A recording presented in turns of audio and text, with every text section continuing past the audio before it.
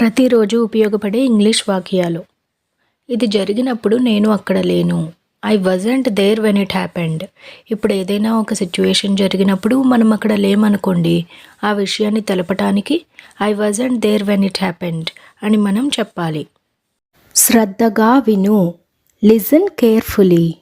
ఇప్పుడు మనం క్లాస్ చెప్పేటప్పుడు కానీ ఏదైనా ముఖ్యమైన విషయం ఎవరికైనా చెప్పేటప్పుడు కానీ ఈ ఫ్రేజ్ని మనం వాడతామన్నమాట. శ్రద్ధగా విను అంటే లిజన్ కేర్ఫుల్లీ అని అర్థం.